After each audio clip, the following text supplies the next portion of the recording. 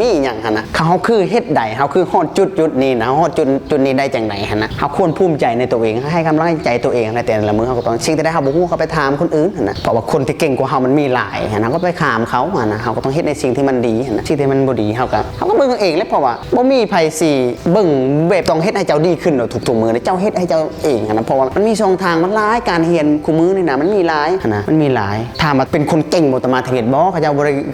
ได้เก่งอะไรบ่ค่อยจะฮู้เรื่องเขาจะเรียนเพิ่มข้าพเจ้าจะเรียนเพิ่มแต่กี่หาจะเรียนเพิ่มภาษาอังกฤษอ่อนบ่เป็นบ้านนอกมันจะฮู้เรื่องอย่างนั้นนะ My name is นั้น hello where are you from เท่านั้นแหละก็ฮู้ A B C D ว่าก็เป็นเด็กน้อยอนุบาลมันก็บ่เป็นอยู่ในเมืองนะแต่เฮาจบม .7 กันนะจบม .7 กันได้แต่ละ A B C D เฮ็ดหยังก็บ่เป็นนั่นนะก็ต้องหาเขาเจ้าหาทางตอนนั้นน่ะแบบจะปรับปรุงตัวเองนะจะไปเรียนเพิ่มแล้วมันเฮ็ดเพิ่มว่าไล่เบิ่งเงินตัวเองแล้วบัดโจเงินเท่านี้ต้องใส่ตัวนี้เด้ตัดสินใจว่ายากบ่ต้องเฮ็ดเพิ่มก็เฮ็ดเองเลยหลังจากนั้นฮู้บ่ข้าพเจ้าเฮ็ดจบปีนึงสิขึ้นปี2ข้าพเจ้าเฮ็ดจบปี2สิขึ้นปี3นี่นางอันนึงเนาะแล้วก็เป็นน้องของเฮาแล้วได้ทุนคือกันแล้วจะเรียนภาษาอังกฤษมี2คนอยากเรียนภาษาอังกฤษบ่มีบทเรียนตอนนั้นเฮาก็อยู่นำแม่ฮักอยู่สวนนั่นน่ะอยู่ปีนึงอยู่นำเพิ่นเนาะอยากเรียนภาษาอังกฤษแต่บ่มีว่าสิเรียนอยู่ไสเรียนบ่อื่นไปเสียเงินนั่นแหละบ่อยากเสียเงินนะเฮาก็ตัดสินใจเรียนมาเรียนเฮาสิสอนน่ะเฮาก็บ่ได้เก่งแต่เจ้าสอนคนเดียวมาเรียนแต่พี่น้องคนเดียวลาวไปเรียนไปจากมหาลัยบงคาข้าพเจ้าอยู่บนเฮือนนั่นน่ะประมาณ3 กิโลเนาะเลิกเวียกไปช่วยเวียกเพิ่นอยู่นำแม่ฮักเลย5 โมงข้าพเจ้ามาอยู่มขไปเพื่อจะมาสอน5 โมง7 โมงข้าพเจ้าสอนถามว่าข้าพเจ้าเก่งบ่เก่งแต่ว่าอยากแบ่งประสบการณ์ที่เ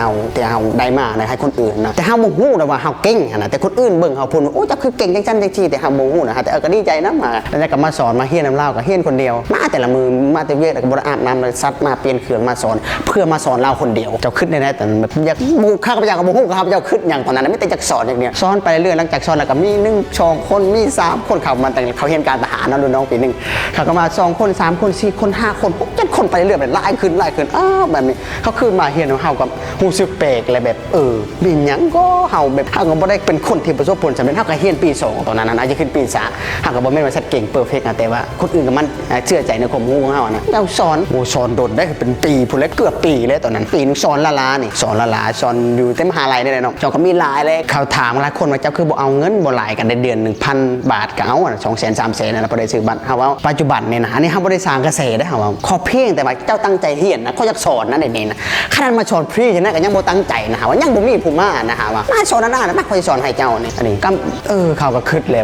เขาก็หลายคนถามว่าเจ้าคือบ่เอาเงินเจ้าคือบ่เมื่อยบ่เจ้าคือบ่เอาเวลาว่างไปลิ้นคือว่าบ่เฮ็ดแนวอื่นไปสอนให้มันเมื่อยเงินก็บ่มีเสียเวลาจังชื่อฟึดชื่อบิ๊กอีกเขาจะว่าย่าสำนั้นชื่อเราชื่อเบียก็จะเขาเจ้ายังซื้อหั่นน่ะฮู้บ่กำไรของเขาเจ้าได้แม่นหยังการทำบุญถ้าว่าเจ้ามีใจศรัทธาเจ้าบ่ต้องไปทำบุญอยู่วัดก็ได้อันนี้ก็บ่หมายความว่าให้เฮ็ดบุญอยู่วัดเด้อถ้าเจ้ามีเวลาอาจจะไปเฮ็ดเข้าวัดเข้าวาทำบุญกินทานอันนั้นนะถ้าเจ้ามีใจศรัทธานะเจ้าเฮ็ดอันนี้คือเฮ็ดบุญอีกอันนึงเป็นหยังที่ข้าพเจ้าจังฮู้อีกที่ข้าพเจ้าก็บ่ฮู้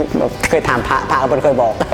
พระเพิ่นเคยบอกว่าอันนี้คือการทำบุญของเฮาหั่นน่ะไปเฮ็ดอยู่นี่ก็ได้เป็นบุญเป็นหยังมีพระตอนนั้นมาเฮียน4-5 องค์ก็คือมีความสุขเฮาก็ป๊าดขณะเฮามาอยู่โรงเรียนก็ยังพระมาหาเฮาหั่นน่ะมันบุญนะคือว่าบุญยิ่งใหญ่แท้ล่ะพระเอาบุญมาให้เฮาเลยหั่นน่ะเฮาเห็นเพราะว่าเขาน้อยข้าพเจ้าเชื่อว่าการทำดีน่ะเป็นสิ่งสำคัญเชื่อในการทำดีหั่นน่ะเฮาบ่เคยเบียดคนอื่นหั่นน่ะเพราะข้าพเจ้าที่เคยเห็นมาน่ะแต่ข้าพเจ้าเป็นคนอารมณ์ร้อนแล้วก็เว้าปกเว้าเจ็บถ้าบ่ได้บ่เคยฮู้นี่สั่งยังบ่จะเห็นขี้หน้าบ่จะเห็นห้อยเกิบขอญาตเนาะแบบเว้าเจ็บบ่ปงเว้าดังอีกแต่ว่าใจนี่แบบฮักแพงบ่อยากได้เปรียบคนอื่นอยากให้คนอื่นได้ดีหมดแต่เว้าเจ็บไปเว้าเป็นหยังจะเว้าเจ็บบ่ที่เขาเว้าบ่ถึงเฮาก็ว่าเฮาก็บอกเขาเฮาหายเขาหั่นน่ะเฮาว่าบ่ถึงบางทีไปสอนเขาก็ผู้ใดบ่ตั้งใจเฮาหายเฮาเฮียนนำเฮาหั่นน่ะเป็นหยังเฮาอยากให้ได้แหละอยากบางคนก็ฮู้ตัวเองบ่ได้จะบ่ต้องใจจะต้องใจถามว่าเฮาเก่งเฮาบ่ได้เก่งแต่เฮาก็ถือว่าระดับนึงในชัดตัวเองน่ะขึ้นไปในนั้นนะแต่ตอนนั้นก็คือโอ้โหแบบภูมิใจบางครั้งก็เมื่อ